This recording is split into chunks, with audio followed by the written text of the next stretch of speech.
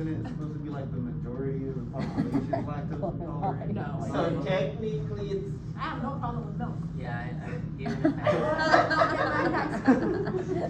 so theoretically they say eventually like 90% of people will not produce enough lactase. As you get older? Yeah, but some of us are still young. I mean, including me in that other story. But also, yeah, it's hit or miss on that too. And you just need a little bit of it to actually, or if you were measured like by a doctor's standards, you may still be considered low on the enzyme levels, but you still have at least enough to break down milk. And some of you maybe just be like on basis, you just have like half an amount of milk in a a latte or something, that may not be enough, or that might be fine to digest. But if you have like a tub of ice cream because of the misery of failing an exam in here, then that might be too much and you're in trouble. So some has to do with that also. It's just all about the levels. And then there are those people that basically produce none of that enzyme. They're pretty much cured, like a couple of you maybe. So, operons are cool ways that bacteria can control a whole set of genes altogether. We don't have those in our cells. When we want to turn on expression of a certain gene to make a certain protein, there's one signal that says I'm going to make this. But that has no effect on any other protein that the cell wants to make. Bacteria are sharper than us in that respect. If they want to break down lactose, they turn on all the genes that are involved in that altogether. So it's either all or nothing. And lastly, we'll hit on mutations. So mutations are going to be changes in your DNA that are going to alter your RNA and eventually alter your protein. Sometimes that's good, sometimes it's bad, and it's all based on chance, which way that's going to end up. So if we alter bacterial genes or alter gene expression, that can be good or bad for a bacteria. In some cases, it may cause disease in us. Like maybe a bacteria acquires a gene to produce a toxin now that makes you sicker when you're infected by it. It can prevent disease treatment, like when a bacteria acquires some antibiotic resistance and now you can't treat with tetracycline or penicillin or erythromycin or something like you used to be able to. That's because it's acquired some gene that codes for a way to get around the antibiotic, like we talked about before. And then this can also be a good thing for us, like we'll hit on in the last topic for 2.4 on biotechnology. You can actually manipulate genes in bacteria to actually benefit us. The idea of biotechnology. Like all the insulin that's now used to treat diabetic patients in the US, all of that is actually made by E. coli bacteria. It's just they've engineered the human insulin gene to go into the genome of the bacteria, and now the bacteria produces that protein for us. If you look at DNA, it's going to be wound around really tight to form chromosomes. This is a human chromosome. It's that thing you see on NCIS and CSI kind of shows where they light it up and try to compare to say, oh yeah, this is this suspect or this is this victim. So that's the poster child right there. So chromosomes individually will have hundreds of genes on them.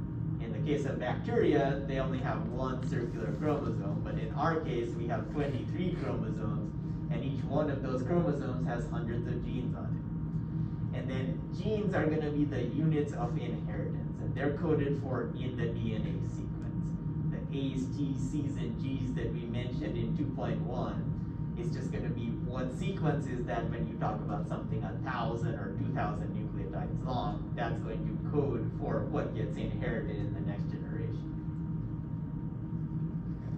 So, some terminology. We talk about genetics, that's just the study of genes, how they actually carry the information, how information actually gets expressed, if it even gets expressed, and how our gene is going to be replicated to be passed on to the next generation. And that includes in bacterial cells, like when we talked about binary fission and one cell becoming 2 and 2 becoming 4. Every time that's happening in a generation time, the DNA has to be copied for each round of replication. Chromosomes themselves, they're going to be the structures that contain DNA and that physically carry hereditary information. all based on that sequence of nucleotides. And then the chromosomes are carrying individual genes. Most things in bacteria and in us especially aren't controlled just by one gene, but there are some traits that are. So most of our characteristics are polygenic, means that our skin color isn't just controlled by one gene, it's controlled by several different genes together. Or our height, or our eye color, all of those are polygenic traits. And the same is true for bacteria. Some things are controlled just by one gene, others, multiple genes are involved. The gene itself then is going to be a segment of DNA that's going to code for some functional product, and that's usually proteins. As we'll see when we go through the process, you have a sequence of DNA that gets transcribed to a sequence of RNA, and then sets of 3 RNA nucleotides code for specific amino acids. And of course, we know amino acids make up the proteins. When we talk about the genome, all of the genetic information in a cell, so chromosomes, plasmids in bacteria, mitochondria in us, our mitochondria has their own DNA inside of them. You actually inherit all your mitochondrial DNA from your mom, so your dad didn't contribute to that whatsoever. But all of that is part of the genome of an organism.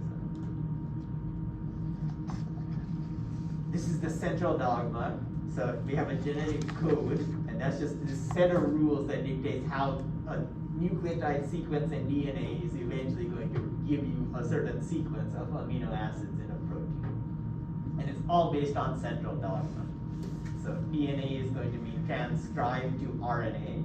This process is transcription, and then RNA is going to be translated into protein. So this process specifically is translation. And this is the same in bacteria as it is in our cells or dog cells or any other normal cells. The same 4 nucleotides are involved, the same RNA nucleotides are involved, the same amino acids that make up the protein, those 20 amino acids, those are also the same in bacteria and in us. So there's slight differences, of course, but overall the process is exactly the same. When we talk about the genotype, that's the genetic makeup of an organism. So that's the actual sequence of DNA. You can have structural genes. Those are the ones where you have a sequence of DNA and that codes for a specific set of amino acids that make up a protein. You can have RNA genes. That's where you code for RNA, the ribonucleic acid.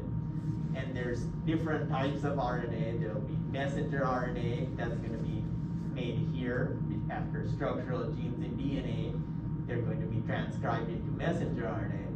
But there's other RNA genes that are just going to remain as RNA. They never get made into a protein then. And those include the rRNA, or the ribosomal RNA, and the tRNA, or the transfer RNA. But both of these are still going to be important in the process of making protein. And then there are regulatory genes. They'll be the ones that control gene expression in some way or the other.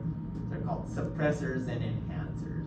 These stretches of DNA that just because of being part of the genome, they can either enhance transcription or decrease or suppress transcription of another segment of the genome. The phenotype is going to be the expression of the genes. What actual final product do you get? And that's something that's observable or measurable. Gives you the chance to have certain structures or have obvious functions. This is where they measure like your enzyme levels, if your liver is functioning properly, or is your kidney doing all the filtration into it. This is when you can tell it's a bacterial cell making the flagella it needs to actually spin around and move. This is where you determine what your eye color is going to be. It's all something observable or measurable. So now looking specifically at the bacteria, because they're our friends in this matter. Usually bacteria have a single circular chromosome. It's going to be made up of DNA and some associated proteins that help to condense that DNA into a very small area. For example, E. coli, bacteria we've used in lab many times. So it has a single circular chromosome, and people have figured out there's exactly 4,288 individual genes on that one circular chromosome. Wow. a lot of genes. So if you were to stretch all that circular DNA out, like you have a rubber band and you just put a nick in it and then stretch it out, it would measure about 1 millimeter inland, something you could see pretty easily with your naked eye. But all of that has to fit into an actual bacterium that's 1 micrometer inland, so 1,000 times smaller than the length of the DNA that's actually being kept in there.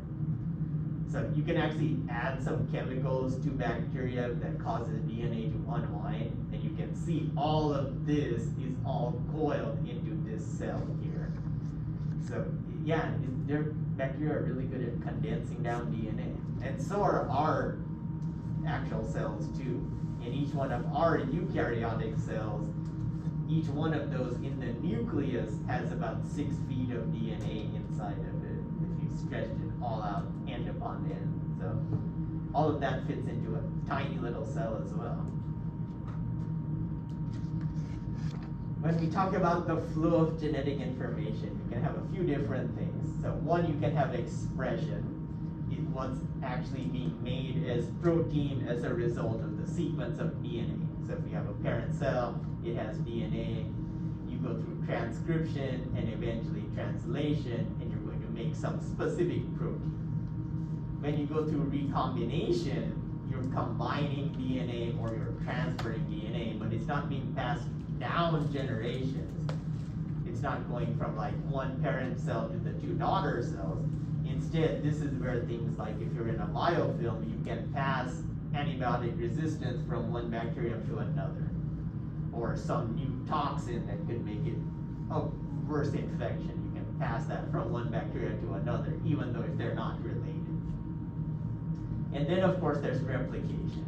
When you just have natural binary fission, you want to replicate the DNA. This isn't where you want to convert it into mRNA and eventually protein. You just want to make sure that DNA gets copied because it needs to be passed on to the 2 daughter cells. So we mentioned a little bit about DNA structure in 2.1. Now we're going to get into the nitty-gritty of this fun stuff. So DNA is going to form a double helix. There's 2 strands wound around each other, and there's a backbone on that DNA. And that backbone is just going to be alternating sugar, phosphate, sugar, phosphate. The sugar itself in DNA is called deoxyribose. It's called that because one of the carbons is missing an oxygen, and instead there's just a hydrogen there. So that's your sugar, and then phosphate, naturally negatively charged. So sugar, phosphate, just all along the whole length of each individual strand of the 2 strands. Then the bases are grouped into 2 categories. You have the purines and the pyrimidines.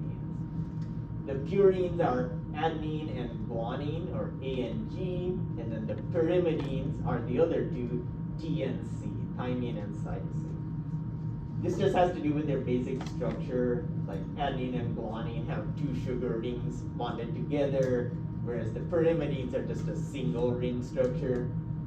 Also found it easy to remember, like if you remember ag, A and G, and Purina, like the puppy chow and dog chow kind of brand, then you can think, oh, ag, Purina, purines.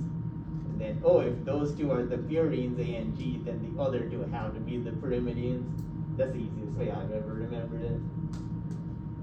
Now when they're actually pairing together in the 2 strands, so now you have nucleotides facing each other from the 2 strands, A is always going to pair with T, G is always going to pair with C. A pairs with T with 2 hydrogen bonds.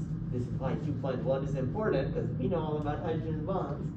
And then G is going to pair with C using 3 hydrogen bonds. That means it's easier to break AT pairings than it is to break GC pairings, because there's just 1 less hydrogen bond. So usually actually when you want to go through it, transcribing a stretch of DNA, like a gene, and making it into mRNA, usually the gene will actually have a whole bunch of AT pairs right in front of the gene, which makes it easier to split the DNA apart. Cool little process. Then pairing occurs due to the 3D shapes of the bases. So there's only a 3-dimensional way that A can only pair with T even if it was right across from C, it could not actually pair with it because they just can't fit together in three-dimensional space. Then there's direction to these strands. So the strands are going to be considered anti-parallel. They're running in opposite directions. So one is going to run from, as we'll see, 3' to 5'. That's based on what's sticking out way at the end of a strand of DNA. And that means the other is going to run 5' to 3'. So they're ships passing in the night. They're going in opposite directions. The order then of these nitrogen-containing bases, the A, T, C, and G, that's what's going to actually give the instructions on what the organism is going to produce as far as proteins. So here's our structure of one nucleotide.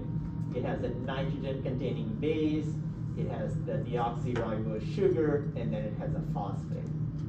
So now if you have one strand of this, it's just a whole bunch of these connected to each other, then you end up with this. So there's that sugar, phosphate, sugar, phosphate, sugar, phosphate as the backbone, and then the nucleotide base itself is going to stick inward in a double helix. So here's A, C, G. That means here's the other strand, same sugar phosphate backbone, but it has the complementary base that can pair with it. So if there's an A on one strand, yes, Damien? What causes it to be a double helix? Like, Why does it naturally form a Yeah. because of the hydrogen bonds that you naturally would form there. So even RNA that's say a single strand naturally, but it will still form kind of double, it'll form hydrogen bonds and it can kink in on itself. So it forms these cool stem loop structures because of that same kind of bonding.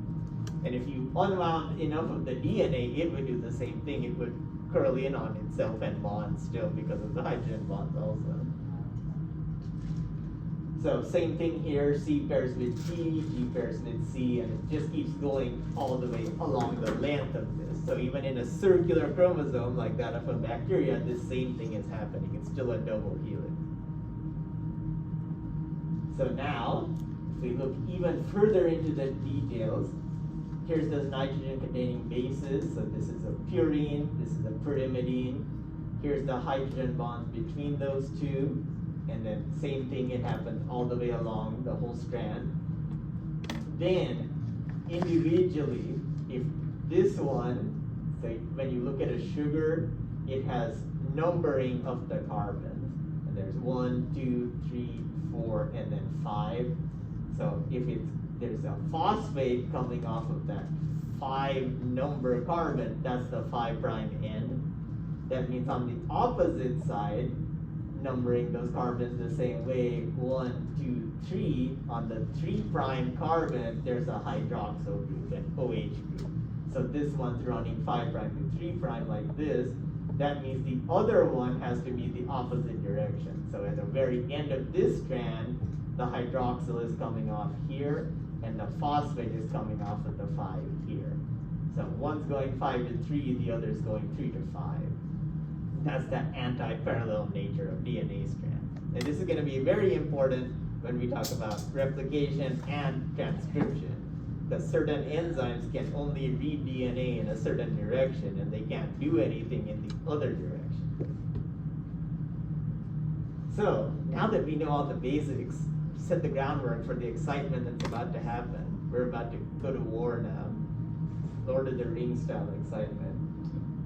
So, in prokaryotes, if a bacteria wants to replicate its DNA, we have DNA replication. That's going to be just a process that's going to involve duplicating all the genetic material of the cell because it's about to go through binary fission and get us to 2 cells. In prokaryotes, this has to occur prior to septation. Who remembers what septation is? It splits or starts to split. Yes, and it's actually going to form a cell wall in there. That's the septum. Sarah had the great visual aspect of that. Oh. Thought it was a heart initially, but no, that was just bacterial cells splitting. So it has to occur prior to septation, and of course that relates to the generation time. If your generation time of your bacteria is only 10 or 12 minutes, all the DNA has to be copied to give you 2 strands or 2 circular chromosomes in less than that time. So this has to be a very fast process. Either of the complementary strands can provide a template for replication, because everything still has to be copied in the case of DNA replication. So it doesn't matter which one serves as a template. The order of nucleotides is what's going to give us genetic variation. So, you know, in one strand, if it's ACG, and for a certain gene, in another organism, maybe that same gene is there, but instead of ACG, it's ATC. So just that 1 or 2 nucleotide difference is enough to change an amino acid eventually, and that can change the properties of a protein. So now let's say we're about to start the copying process. So one of the strands is going to serve as a template for the production of the second strand. There are certain enzymes called topoisomerases. Remember, anything with ACE is an enzyme. So one of these is called DNA gyrase. And it first comes into the chromosome, circular chromosome of the bacteria, and says, hey, I need to unwind the supercoiling. Otherwise, it's so tightly wound, like if you had a rubber band and you just kept coiling it on itself, you never can get anything in there to start the copying process. So you first have to have something that unwinds the DNA so it actually looks like a normal rubber band now. Then you have another enzyme called helicase. So it's actually going to separate the 2 strands now. It's breaking those hydrogen bonds between the 2 strands and actually separates them out distance-wise. So that now another enzyme can get in there to start copying it. Once you have this separation of the 2 strands, that's when you're going to create a replication fork.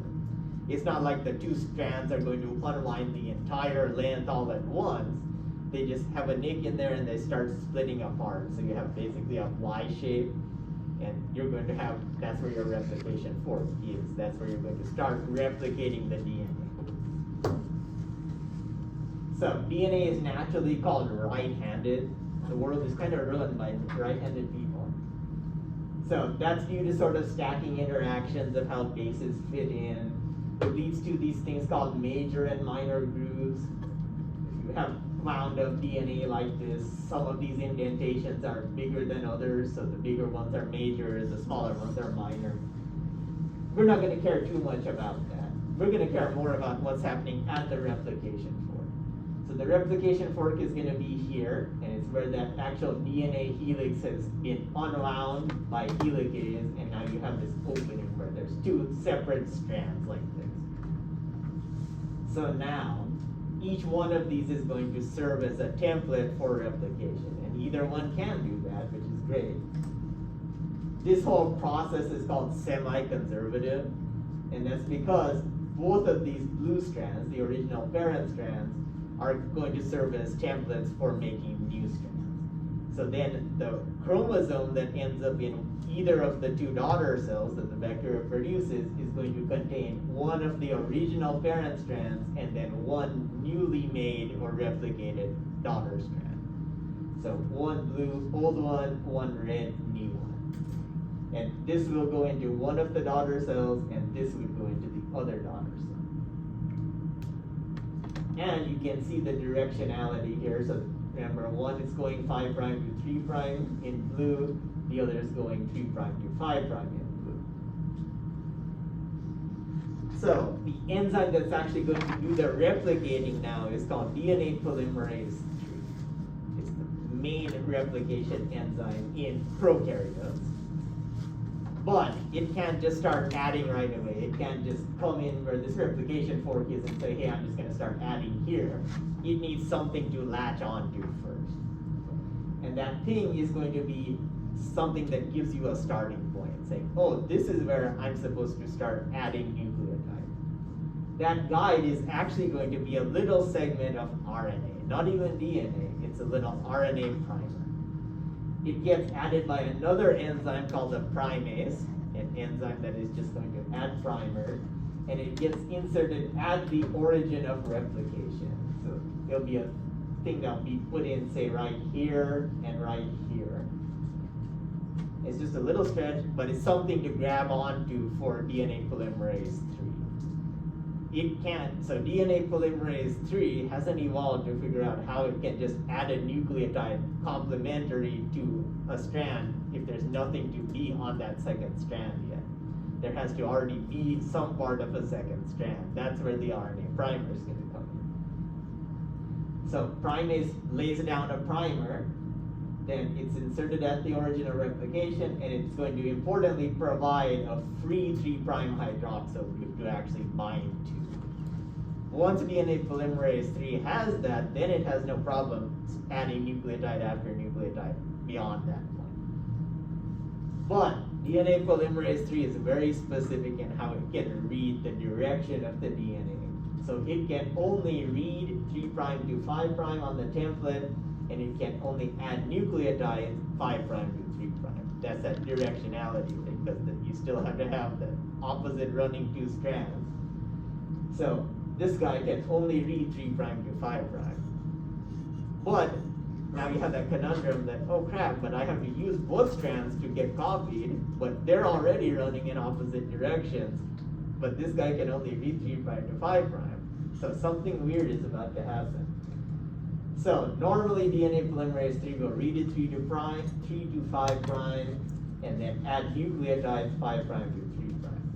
This is going to give us a leading strand and a lagging strand. So the leading strand is the one that already is running 3' to 5'. So as soon as polymerase 3 sees that RNA primer, it can sit down and it just starts adding nucleotides continuously because it's in the direction that it can normally read. But the lagging strand is running the opposite direction. It's going 5' to 3'. DNA polymerase 3 can't read in this direction. This is like you reading left to right in a book or on a website, so that goes real nice and smooth and quickly. The other one, if you're trying to read like right to left, it's going to be a lot slower trying to figure out what the words are if you're reading in the opposite direction. So at this second fork, say now you split the DNA, so this is going to be one fork, this is going to be the other one, and these are running in opposite directions. So at this second fork, replication has to be non-continuous, because we can't bend the rules of DNA polymerase 3. It still can only read 5' to 3', or read 3' to 5' and add 5' to 3'. So this template that's running 5' to 3' is going to be the lagging strand, because it's going the opposite direction of how the polymerase can actually read.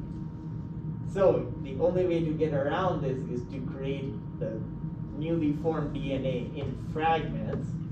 Each one has to have its own RNA primer, and then you have to, at the end, seal all those little segments all together again. Once you do that, you can't even tell the difference of which was the leading based off of the leading strand and which was based off the lagging strand. But that's at the end. Until then, it's like, oh wow, this is happening completely differently.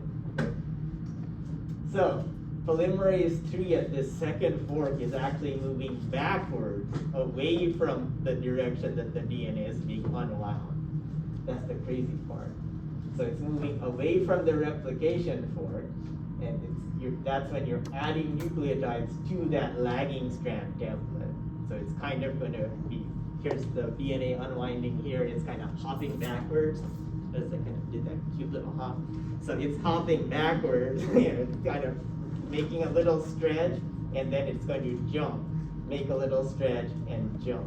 So it's trying to still keep up with where the DNA is splitting, but it can only read in the opposite direction of that. So these small fragments that are created are called Okazaki fragments, after their Japanese discoverer. They're about 100 to 1,000 bases in length.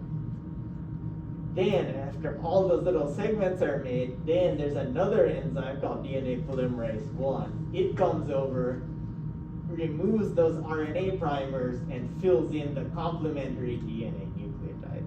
Because you're still trying to copy DNA. You don't care about RNA at all, so you have to get rid of that. So, here's our overall process. Here's our leading strand, here's our lagging strand. Here's where our replication fork has set itself up, and you're copying both of these strands. this one being the leading strand is already going in the 3' to 5' direction. Polymerase 3 can read in that direction. So as the DNA unwinds, so helicase is coming and unwinding the DNA here, you had an initial primer, and then polymerase just goes and reads and keeps adding nucleotides complementary to the template strand. But on this one, this is where it's reading. So it latched on with the primer and just starts reading. For the lagging strand though, it's running in the opposite direction. So it's going 5' to 3'. Polymerase can only read 3' to 5'. So it has to make a stretch. So it'll make a stretch, say here, then hop back, latch onto another primer, make a stretch, hop back, latch onto another primer, make a stretch. So it's always hopping backwards towards the replication fork because it can only read in this direction. Well, it's unwinding in this direction here. So it's just making short stretches. You'll make a bit, realizes, oh, I'm way too far away from the replication fork, hops off, finds the next primer, makes a stretch. Again, I'm too far away, hops backwards, makes a stretch. And it just keeps making these segments. Eventually then DNA ligase, DNA polymerase 1 specifically, is going to come in, remove those fragments of RNA and fill them in with DNA. And then when they're all sealed together, you can't tell the difference which was the leading and which was the lagging because they all look like just one continuous strand of DNA. There's, of course, energy needs in all this stuff. So the energy for replication is supplied by the nucleotides themselves.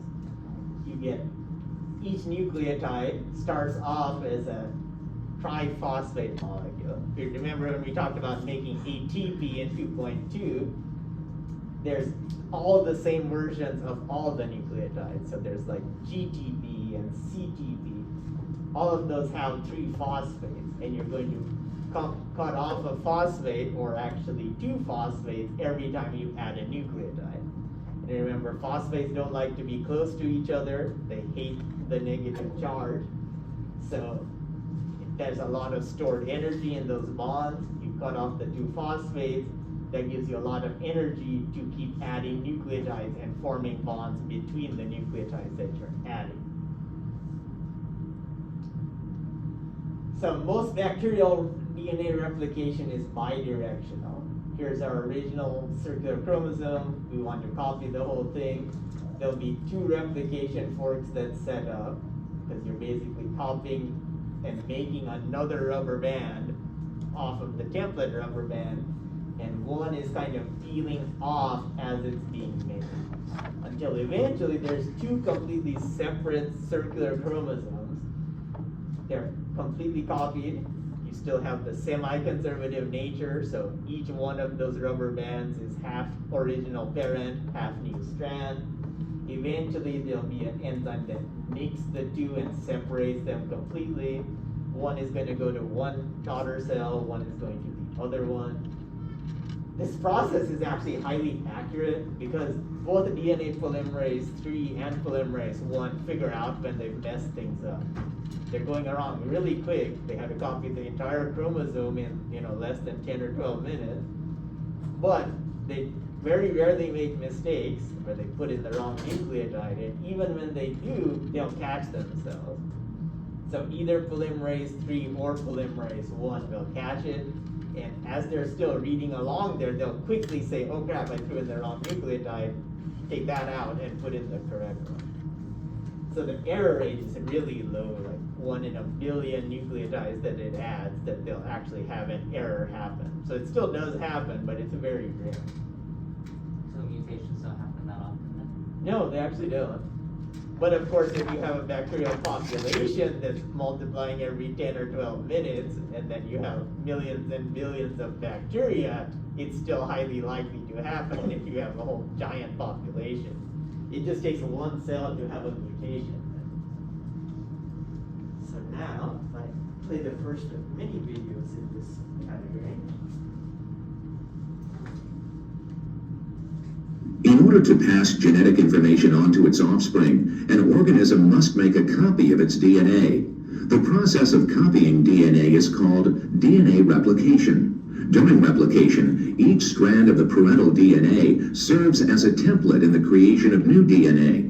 Because each newly synthesized DNA molecule is made up of one parental strand and one new strand, DNA replication is described as semi-conservative. One strand in each molecule is conserved, while the other strand is newly replicated.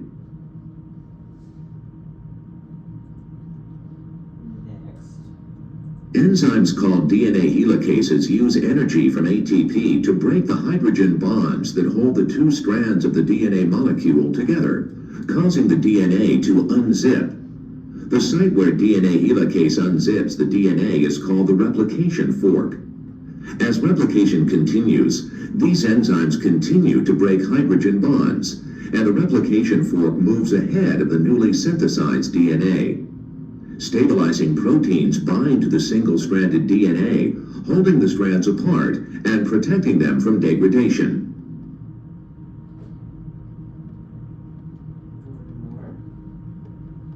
DNA polymerase can only add bases to the 3' end of the nucleic acid, which means DNA polymerase can only add bases to a nucleic acid. It cannot start replication from scratch.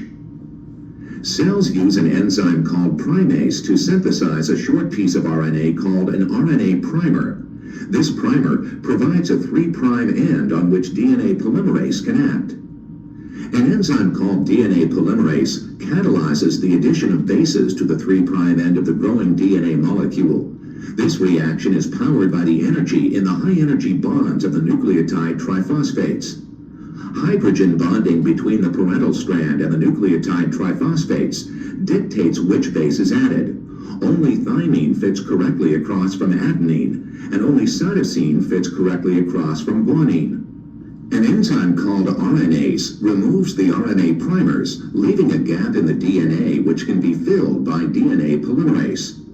DNA ligase seals the maps between the DNA fragments created during synthesis of the lagging strand.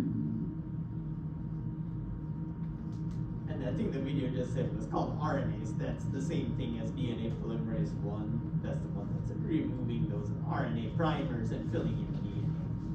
So the leading strand doesn't need any of those extra steps then? Correct. It only needs the one primer put in, and then polymerase 3 just reads all the way through. But it's only on the lagging strand that polymerase 1 has to come in and remove. So still that one primer on the leading strand still has to be removed by polymerase 1.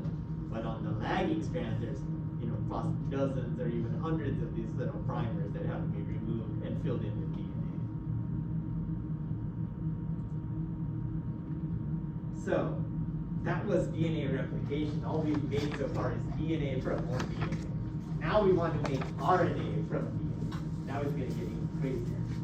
Actually, not really. If we get through this part, we can actually understand transcription.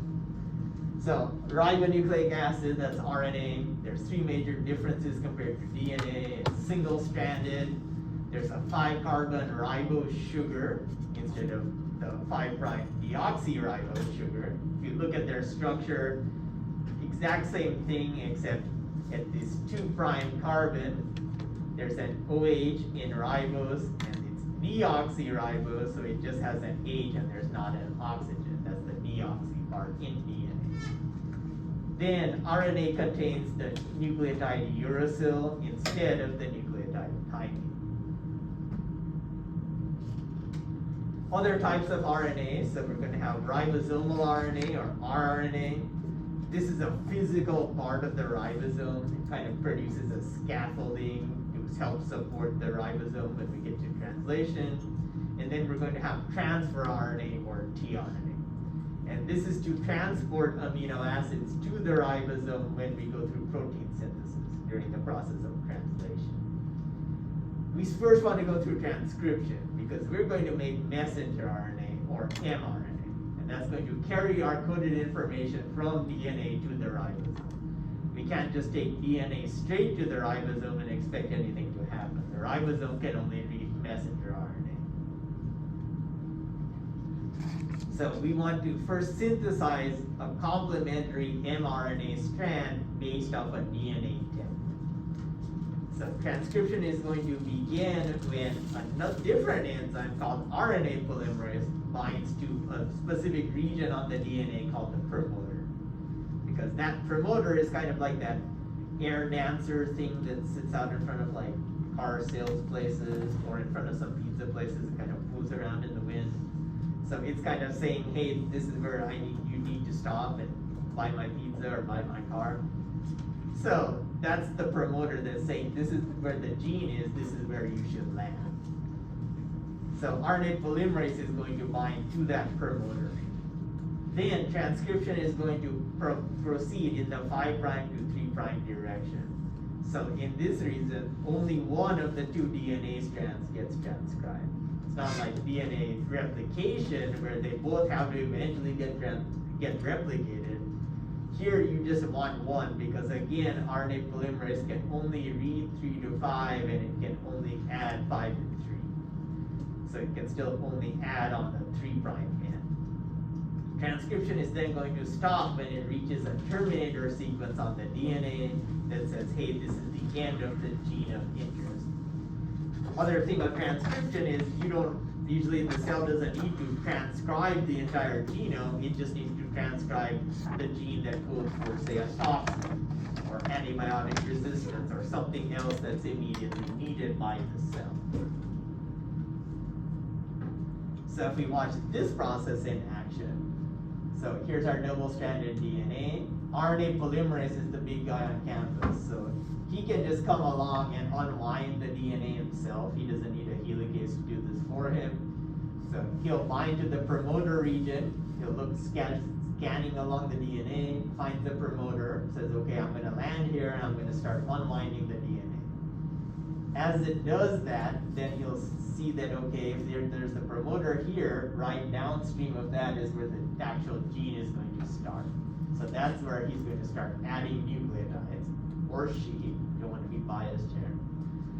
But it's only using one of the two strands for this. That's the template strand. And it's the one that's going 3' to 5'. So further downstream is the 5' end. And that means then he or she can add nucleotides, the RNA nucleotides, 5' to 3'. So it's always being added to the 3' end. And this will continue along. So here's the double-stranded DNA, it's being unwound. RNA polymerase reads along there, it starts adding nucleotides, it's only using the template strand. And as it's doing that, this strand of RNA that's being generated is just hanging off of there. That's this green thing right here. Until RNA polymerase hits a terminator sequence, basically a sequence that physically says, thou shalt not pass any further. Sometimes it's actually a little loop structure, sometimes there's an additional protein that binds to the terminator, but one way or the other, it stops that RNA polymerase from going any further. So once it's held up, it says, okay, I'm done, I'm calling it a day. It comes off the DNA, all the DNA that was ahead of it, that got unwound before, is now going to self-rewind back into a double helix, and now you have this completed RNA strand. So, watch a video about transcription now. If you understood replication, transcription is actually a little simpler because you're only using one of the two strands.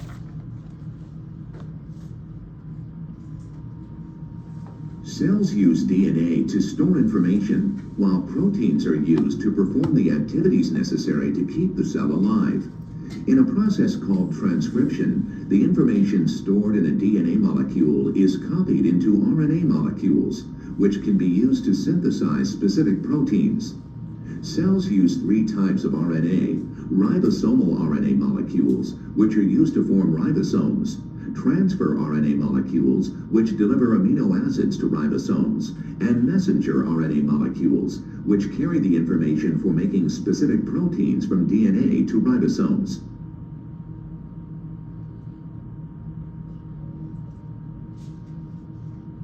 So this is a great video to look at in your spare time.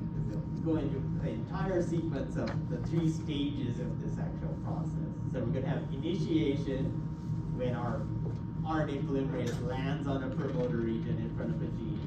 Then elongation, where it just keeps adding RNA nucleotides based off the template strand. And then lastly, termination, when it hits that terminator sequence.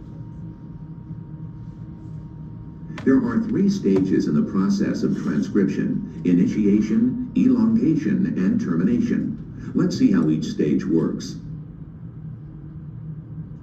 During initiation, RNA polymerase binds to the DNA and recognizes a site called a promoter at the 3' end of the template strand of the target gene. When RNA polymerase finds a promoter, it breaks the hydrogen bonds holding the DNA strands together at the site of the promoter, and transcription begins. RNA polymerase does not bind to all promoters with equal affinity.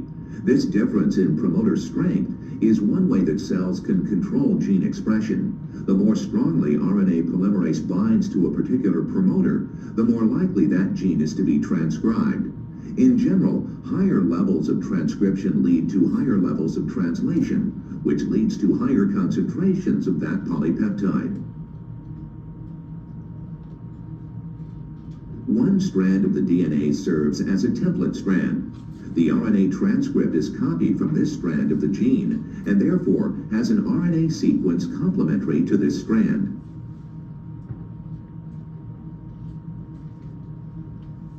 During elongation, RNA polymerase moves along the DNA, opening up a bubble in the DNA. As it moves, RNA polymerase adds bases to the 3' end of the growing RNA transcript.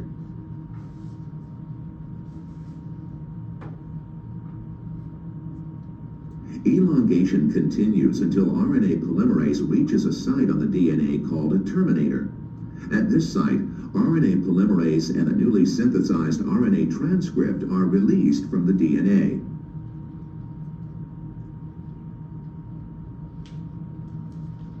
Termination can occur through 2 mechanisms: self-termination and enzyme-dependent termination. In self-termination, the RNA sequence transcribed at the terminator causes the RNA to hydrogen bond with itself, forming a stem loop structure, which essentially pulls the RNA polymerase off the DNA. In enzyme-dependent termination, a termination protein binds to the terminator and pushes RNA polymerase off the DNA.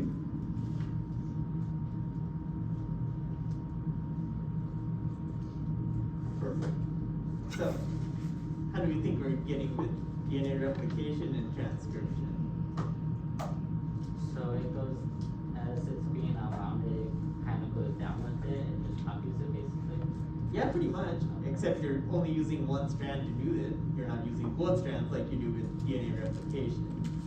Okay, is it along both sides though, or just the one side? So you're just using one of the strands, so it would just be one side. And it's only the side that runs 3' to 5', because that's the only way that RNA polymerase can read is that direction.